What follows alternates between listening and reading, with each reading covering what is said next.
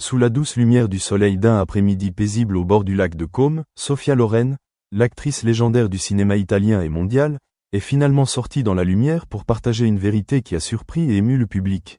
Elle s'était secrètement mariée après 2 ans de relations discrètes.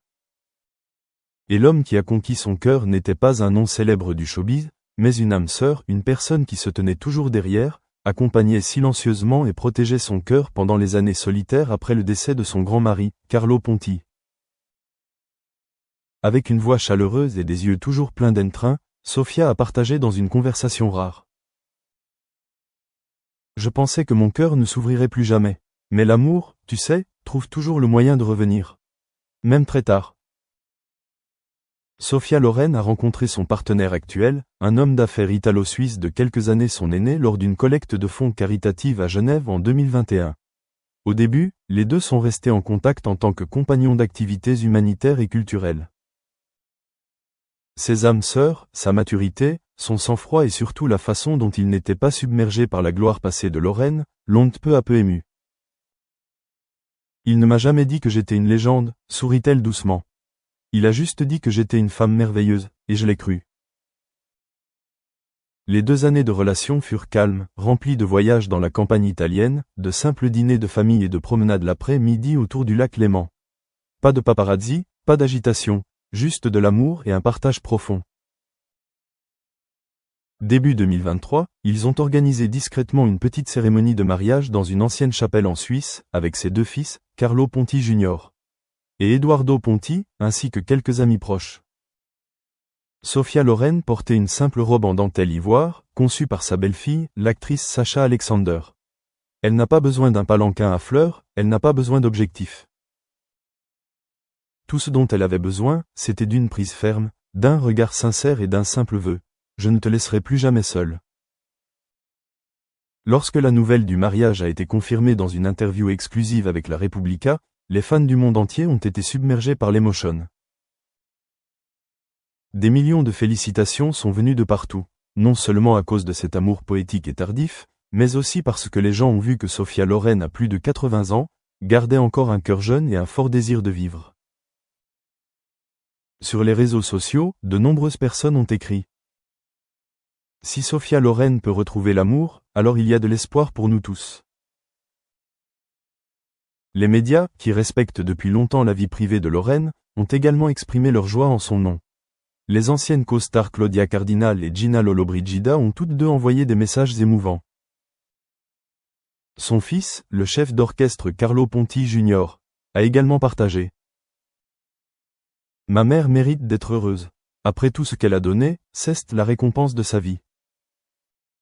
Sophia Loren a dit un jour que le plus grand amour de sa vie était Carlo Ponti, avec qui elle a construit une vie épanouissante tant sur le plan artistique qu'émotionnel, malgré de nombreux préjugés et tempêtes dans les années 1950 et 1960. Ils ont dû se rendre en France pour se marier légalement, en raison de problèmes juridiques en Italie liés au précédent mariage de Ponti. À sa mort en 2007, Sophia Loren a failli fermer son cœur. Pendant de nombreuses années, elle a toujours refusé toutes les questions sur un nouvel amour et s'est concentrée uniquement sur la famille, la charité et est apparue occasionnellement dans des projets de films spéciaux tels que La Vita d'Avanti à C. 2020, le film a marqué un retour émotionnel. Mais l'amour, comme elle le dit, est imprévisible.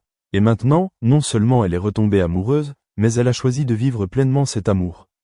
L'homme à côté d'elle ne remplace pas Carlo Ponti, mais écrit plutôt un autre chapitre avec elle, avec douceur, compréhension et paix. De nombreuses personnes s'inquiètent pour la santé de Loren après une chute en 2023 qui a nécessité une intervention chirurgicale et des mois de convalescence. Mais elle a prouvé que son esprit était plus fort que jamais. Mon corps vieillit peut-être, dit-elle, mais mon cœur a encore beaucoup à ressentir. C'est son nouvel amour qui lui a donné la force de se rétablir rapidement. Des photographies récentes d'elle dans sa villa en Italie montrent une Loren sereine, son sourire n'étant plus forcé et ses yeux, bien que tachés par le temps, brillant toujours de la vitalité d'une femme amoureuse. La vie a tant donné à Sophia Loren, une brillante carrière, une renommée internationale, une famille heureuse. Mais il y a eu des moments où cela lui a enlevé son mari bien-aimé, sa jeunesse, sa santé. Maintenant que les choses se sont calmées, elle a reçu la chose la plus précieuse.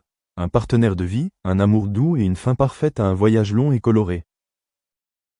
Sophia Loren, la femme qui autrefois captivait le monde avec ses yeux et son sourire, nous captive désormais avec quelque chose de beaucoup plus simple, la croyance que l'amour est éternel, indépendamment de l'âge, du temps ou des blessures passées.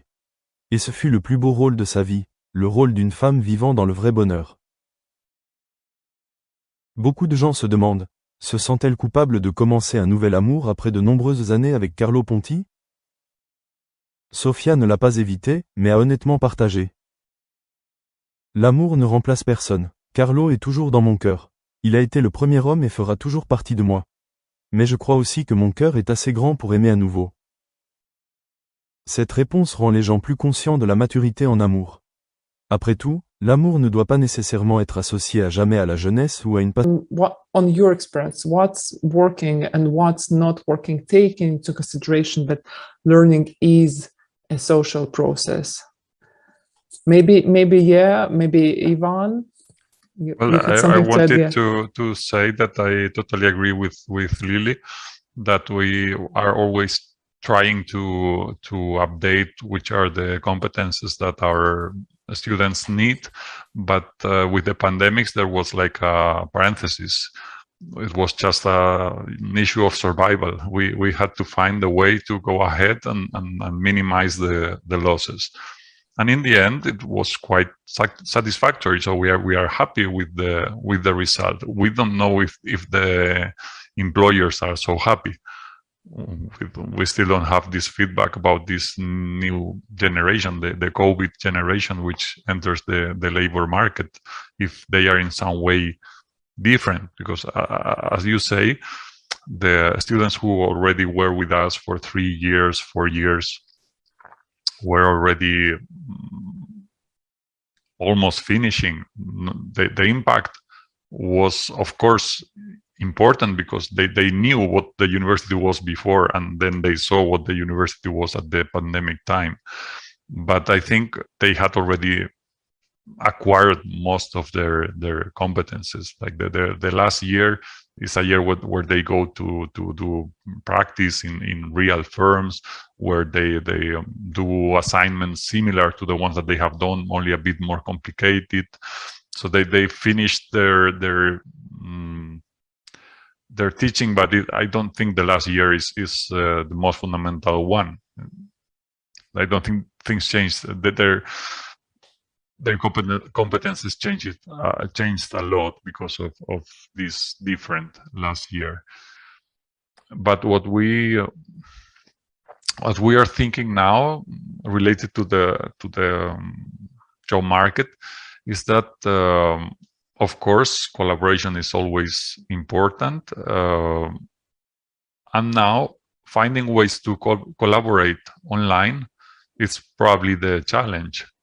So already in the time of the pandemic, we had to think, how do we make our students collaborate while they are at home? They cannot meet together. Exactly. to do anything. They have to do everything online.